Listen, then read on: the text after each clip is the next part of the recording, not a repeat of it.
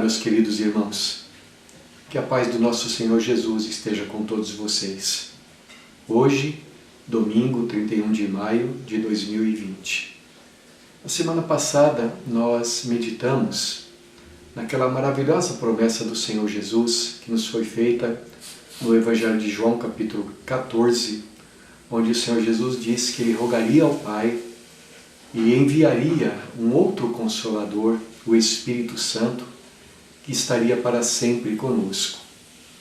E hoje eu gostaria de voltar a este assunto, desta vez considerando o ensino do apóstolo Paulo, onde ele se baseia nesta verdade maravilhosa para dizer como deve ser o nosso comportamento em nosso dia a dia, de tal maneira que nós desfrutemos sempre desta companhia santa do Espírito de Deus em nossas vidas.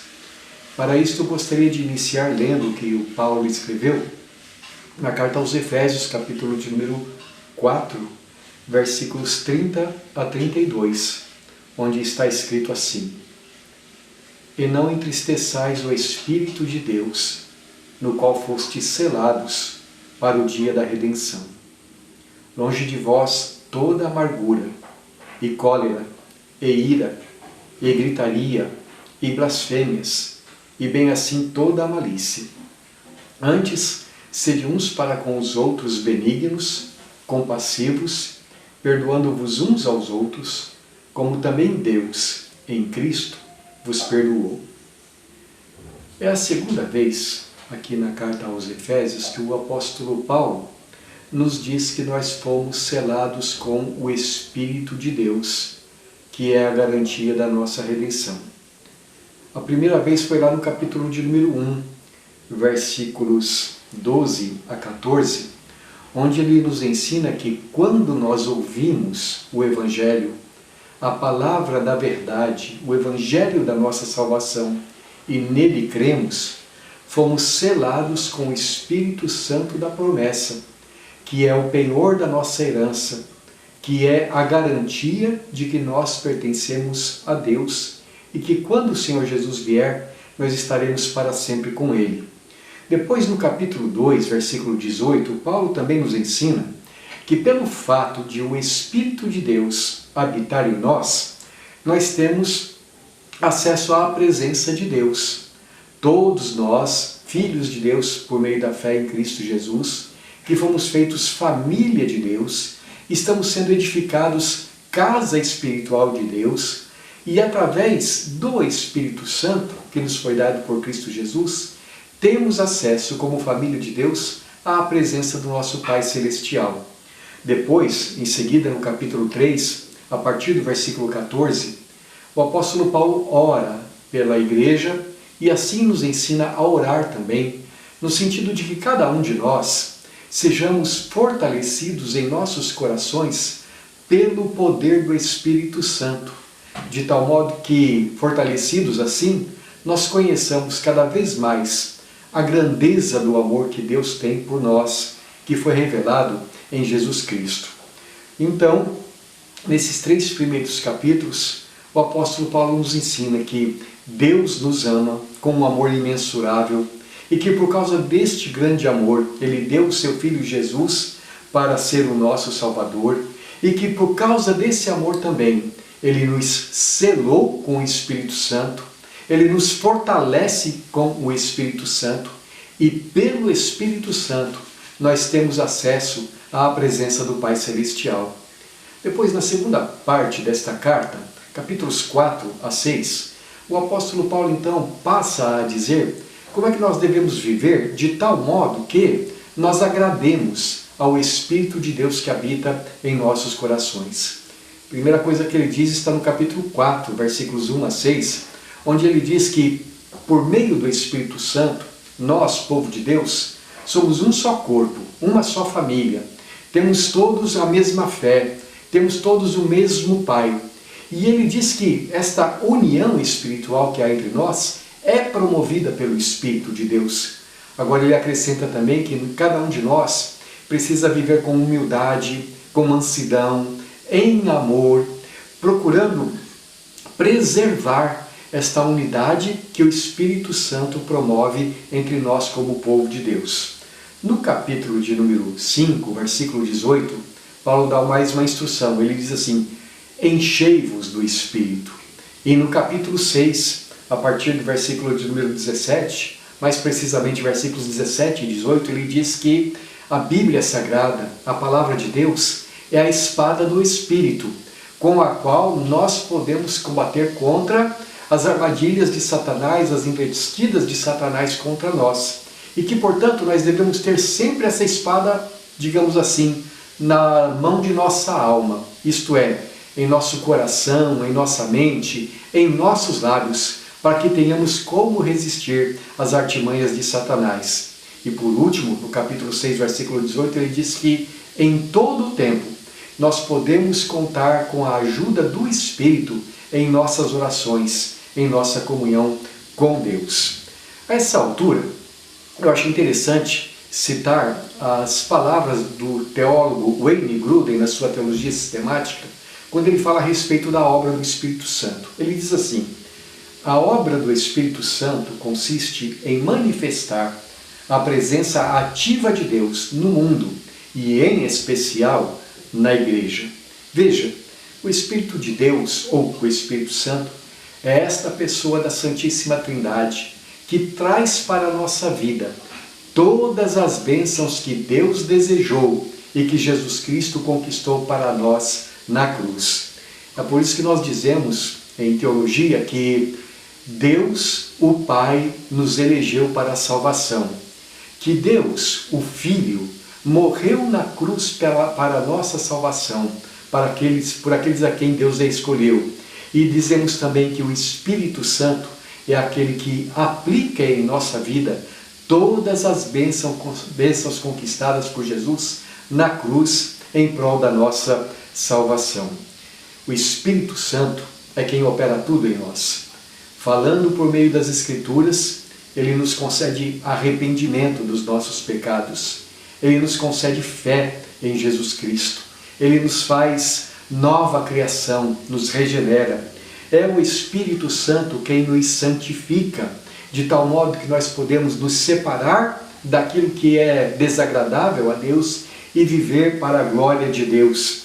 É Ele quem nos transforma de dia em dia na imagem do Senhor Jesus, de tal forma que nós podemos crescer no conhecimento de Deus. É Ele quem nos ensina a orar e a chamar a Deus de Pai. É Ele quem nos concede poder para testemunhar a respeito de Jesus, para enfrentar os sofrimentos que este mundo coloca diante de nós com amor e com moderação.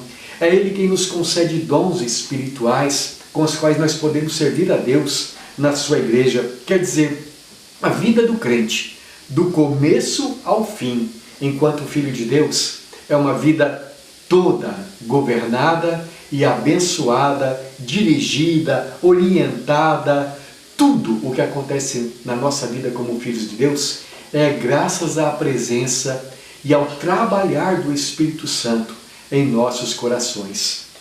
E aqui, no capítulo 4, versículo 30, temos mais um ensino e mandamento em relação ao Espírito Santo. Não entristeçais o Espírito de Deus, no qual estáis selados para o dia da redenção. E em seguida são mencionadas várias atitudes impuras que o entristecem e que por isso nós não devemos nutrir. Amargura, cólera, ira, gritaria, blasfêmias e toda espécie de malícia. Em seguida, no capítulo 5 aqui de Efésios, Paulo continua a citar várias outras coisas que entristecem ao Espírito de Deus. Sensualidades, impurezas, cobiças, avareza, conversas imorais, palavras vãs, brincadeiras maliciosas e qualquer espécie de idolatria.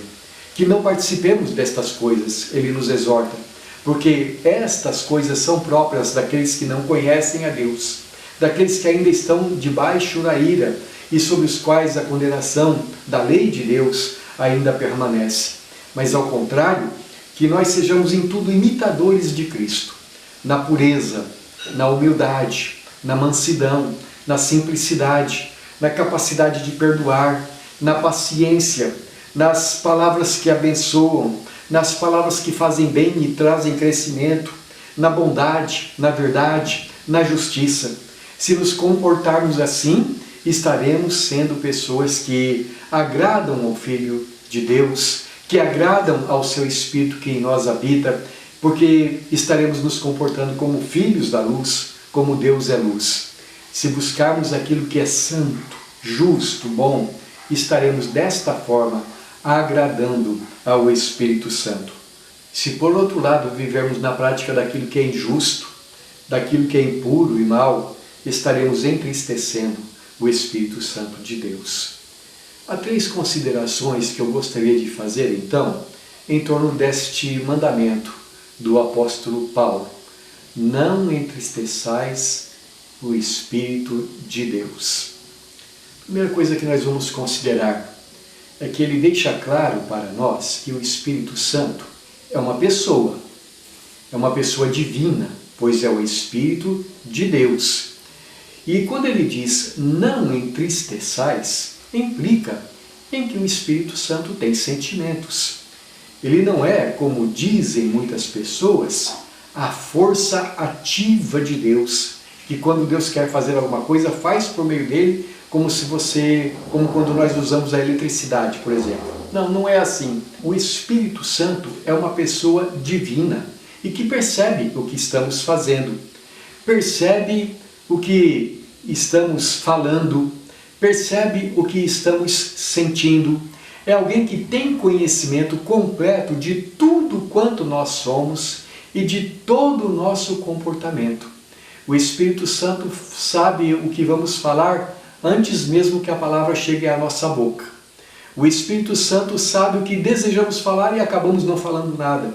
O Espírito Santo sabe o que nós sentimos, sabe o porquê que nós estamos fazendo, nos acompanha cada minuto da nossa vida, como está escrito no Salmo 139, para onde fugirei do teu Espírito, para onde me ausentarei da tua face, sabe as nossas alegrias, sabe as nossas tristezas, sabe as nossas motivações, sabe os caminhos pelos quais andamos, sabe as coisas para as quais nós inclinamos os nossos ouvidos, sabe as coisas que nos divertem e as coisas que trazem tristeza para o nosso coração. Ele vê o nosso comportamento em casa, vê o nosso comportamento no trabalho, na igreja, na escola, nos relacionamentos com as pessoas de ambos os sexos, conhece o nosso relacionamento com gente jovem, gente idosa, com as crianças, o nosso comportamento em nosso dia a dia, quando não tem ninguém à nossa volta, a maneira como nós lidamos com o nosso dinheiro, com os nossos bens materiais, tudo está patente aos olhos do Espírito Santo, porque Ele está conosco em todo o tempo. A Bíblia diz que o nosso corpo é santuário, é a habitação do Espírito de Deus.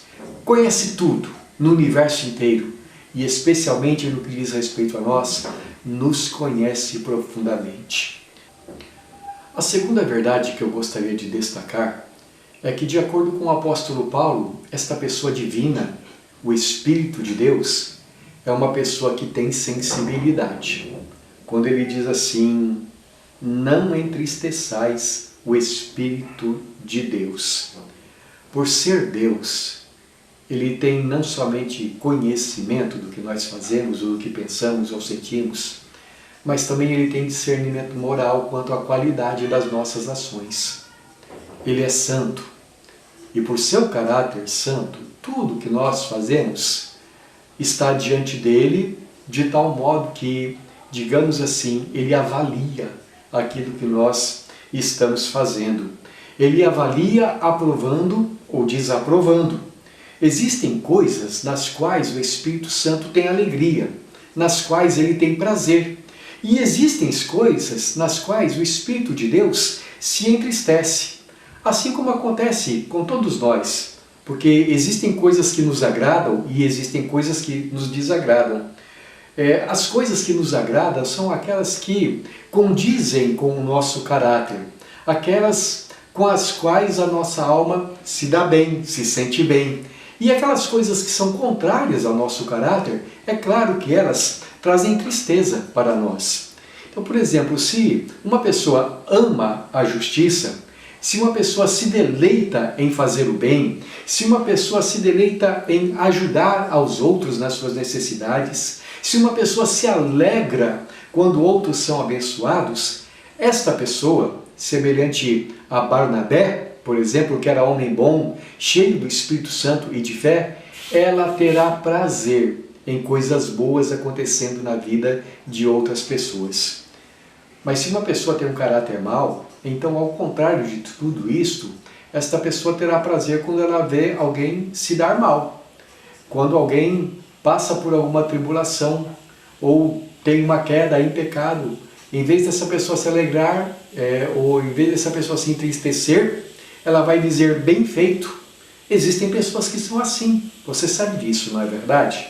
Pois bem, da mesma forma como, dependendo do caráter de cada um, uma pessoa se alegra com aquilo que é bom, ou se alegra com aquilo que é mal, o Espírito Santo também, por ter um caráter santo, é alguém que se alegra quando a justiça prevalece, quando a paz prevalece, quando nós andamos de acordo com o seu caráter. E o seu caráter, diz a Bíblia, é santo. Portanto, quando a Bíblia diz assim, não entristeçais o Espírito Santo, o que a Bíblia está dizendo é, não faça coisas que sejam contra o caráter de Deus.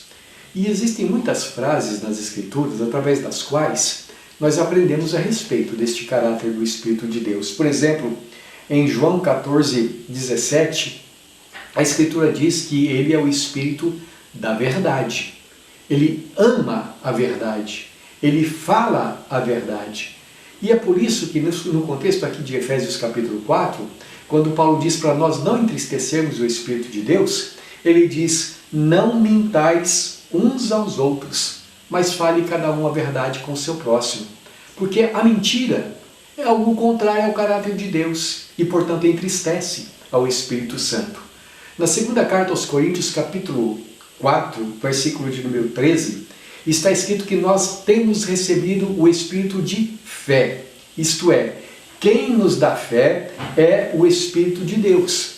Portanto, irmãos, a incredulidade, o medo, a desconfiança do amor de Deus, a ansiedade, a preocupação, são coisas que entristecem o Espírito Santo.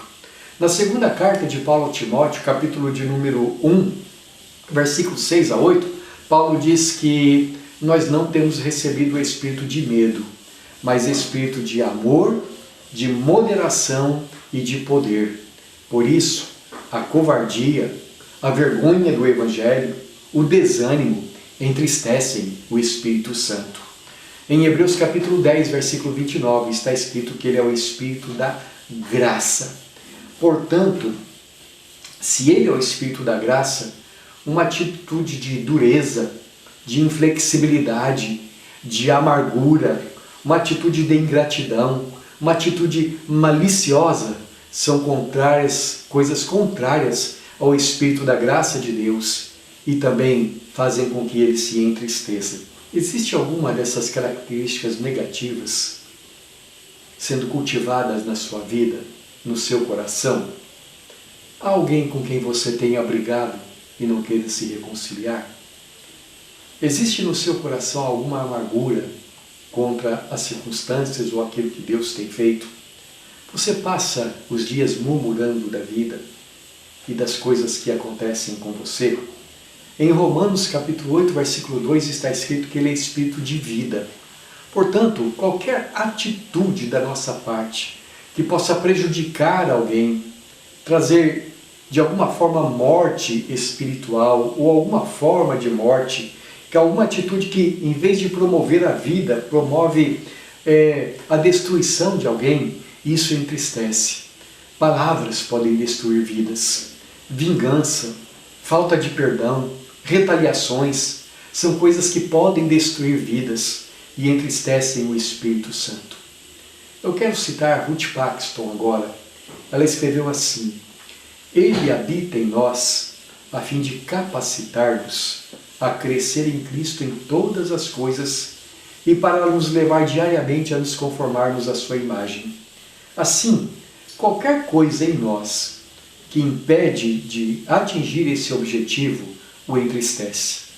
Permitir propositadamente que permaneça em nossa vida qualquer coisa que seja contrária à natureza do Espírito Santo significa dizer que amamos mais o pecado do que a ele. Tal infidelidade o entristece. Uma terceira verdade que eu gostaria de destacar agora é que, à luz dessas duas primeiras que acabamos de mencionar, o Espírito de Deus espera certas atitudes de nós. E não entristeçais o Espírito, diz o apóstolo Paulo. Significa que ele espera de nós certas atitudes e certos comportamentos. Nós não somos objetos impassíveis, mas seres dotados de inteligência, de personalidade, de sentimentos. E ele não espera que nós sejamos indiferentes ao que ele nos fala, mas que nós reajamos de tal forma que o nosso comportamento demonstre que temos recebido a sua graciosa revelação em nossas vidas. Ele espera que ao seu amor nós correspondamos com amor. Ele espera que à sua bondade nós reajamos com bondade também. Do contrário, nós iremos entristecê-lo. Mas, meus irmãos, ninguém pense que entristecer o Espírito Santo é uma coisa de só menos importância.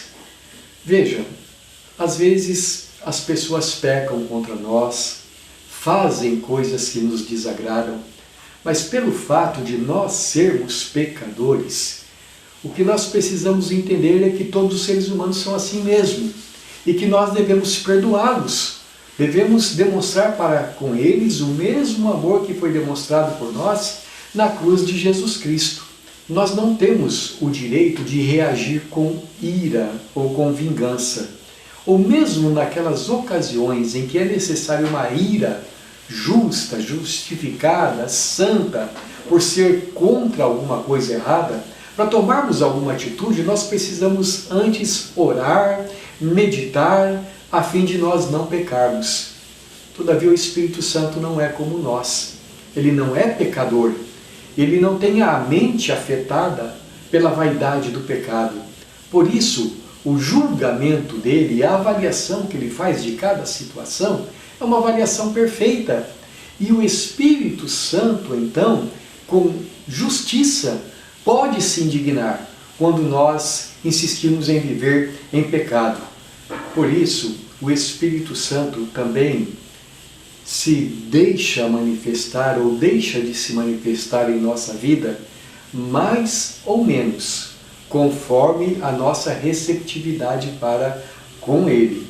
Agora, é preciso cuidado, porque às vezes uma pessoa pode de tal forma entristecer o Espírito Santo que virtualmente se coloca contra Ele. Eu quero citar Isaías capítulo de número 66, versículos 9 e 10, onde diz assim a palavra de Deus: Em toda a angústia deles foi ele angustiado, e o anjo da sua presença os salvou. Pelo seu amor e pela sua compaixão, ele os remiu, os tomou e os conduziu todos os dias da antiguidade.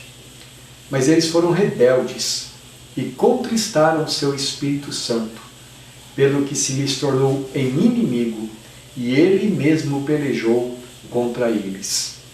Irmãos, prestem atenção no que diz o profeta Isaías a respeito da magnitude do amor de Deus para com o povo escolhido de Israel. A grandeza desse amor.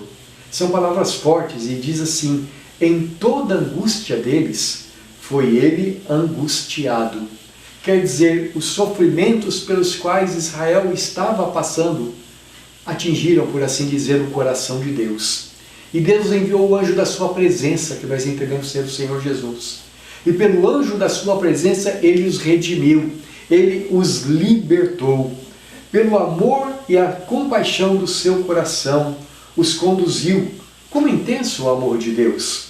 Mas veja o que diz: o povo de Israel eles foram rebeldes, eles foram desobedientes, eles foram ingratos e com isto entristeceram o Espírito Santo, de tal forma que ele se tornou inimigo do seu amado povo, voltou-se contra eles. Algumas vezes nós nos recordamos daquelas palavras maravilhosas de Paulo em Romanos capítulo 8. Se Deus é por nós, quem será contra nós? Isso é maravilhoso. Se Deus está do nosso lado, quem é que pode ficar contra nós?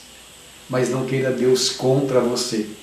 Não queira Deus como seu inimigo. Não espezinhe o sangue de Jesus através de uma vida de pecado.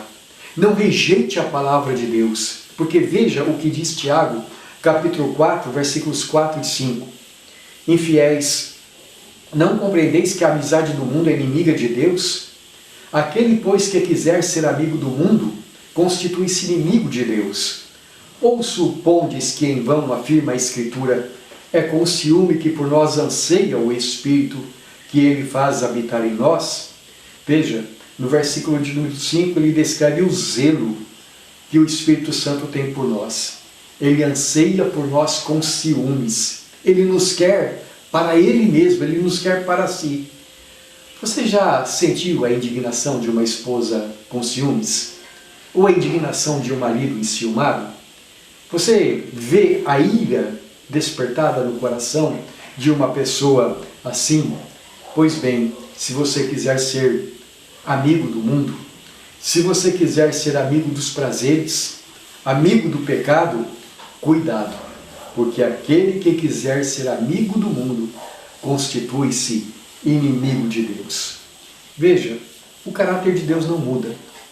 Deus é santo, justo, misericordioso, amoroso, fiel e tudo mais. Mas a sua atitude para conosco pode mudar se o nosso comportamento para com Ele for um comportamento de rejeição. Se nós amarmos o mundo, estamos nos constituindo inimigo de Deus. Se andarmos com Ele, se o alegrarmos, se procurarmos viver uma vida reta aos seus olhos, Ele se agrada. Mas se nós insistirmos em continuar vivendo em pecado, então Ele se entristece. Não queira fazer isso. Não queira entristecer o Espírito de Deus que te deseja tanto. E sabe o que consiste em tornar-se inimigo de Deus? Consiste, e é a pior de todas as coisas, é Deus deixar uma pessoa vivendo de acordo com a sua própria vontade. É Deus deixar essa pessoa entregue aos desejos do seu coração pecaminoso. Como aconteceu lá no deserto, quando Israel marchava pelo deserto em direção a Canaã, e rejeitando o maná, queria satisfazer os prazeres da carne. Então, a palavra de Deus diz que Deus satisfez os desejos deles, mas fez as suas almas definharem. Não tem coisa pior na nossa vida do que sermos deixados entregues aos desejos do nosso coração pecaminoso. Portanto, meus irmãos, o que nós precisamos fazer no nosso dia a dia é rejeitar qualquer coisa que entristeça o Espírito Santo e buscar tudo aquilo que é agradável a Ele, tudo aquilo que é condizente com o seu caráter. Eu gostaria de encerrar citando um princípio muito interessante que nós temos em nossos símbolos de fé, que fala a respeito da interpretação da Escritura Sagrada. Está escrito assim: onde um dever é prescrito, o pecado contrário é proibido. E onde um pecado é proibido, o dever contrário é prescrito. Isto é, onde nós lemos, não entristeçais o Espírito, nós também devemos ler, alegrai, dai satisfação ao Espírito. Concluindo, meus irmãos, o Espírito Santo, o nosso Consolador, é a terceira pessoa da Santíssima Trindade, que veio habitar em nossos corações, nos fazer nova criação em Jesus, que nos batizou no corpo de Cristo, que é a Igreja, que nos regenerou, nos deu fé, arrependimento. É o Espírito que nos santifica, que nos concede dons espirituais com os quais nós podemos servir a Igreja do Senhor. É aquele que ilumina a nossa mente para que nós entendamos a palavra de Deus. É aquele que produz em nós o amor do Senhor Jesus, a fim de que nós sejamos neste mundo cartas vivas, embaixadores de Deus, que testemunhem a respeito do reino dos céus. O Espírito Santo é tudo na nossa vida. Ele é quem nos orienta, quem nos guia. É o nosso consolador, o nosso companheiro fiel. O Espírito Santo é uma pessoa sensível. Sensível àquilo que é bom e sensível àquilo que é mal. Para nós andarmos com um amigo, nós precisamos ter coisas em comum, se nós não andamos. Para andar com o Espírito Santo é assim também. Nós devemos buscar, em nossa maneira de viver, uma vida que seja agradável a Ele, para desfrutarmos sempre da Sua santa presença. Vamos orar. Ó Deus, nosso amado Pai Celestial, nós louvamos o Teu nome por mais este dia de graça e de misericórdia que o Senhor tem concedido a cada um de nós.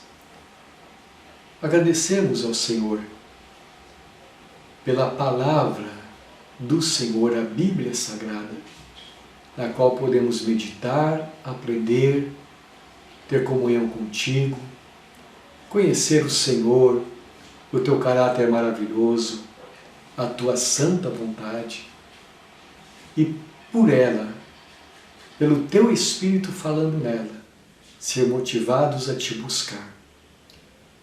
É o que nós fazemos agora, Senhor, nesta oração.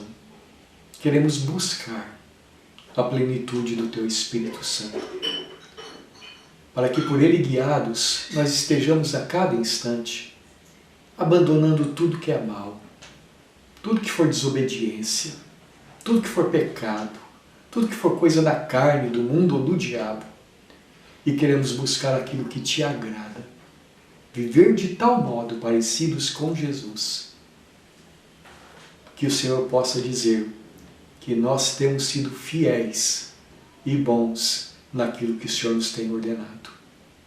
Abençoa, Pai, cada um dos meus irmãos que chegou até aqui, que está orando neste momento. Que a plenitude do Espírito do Senhor esteja dominando suas mentes, seus corações e todo o seu modo de viver.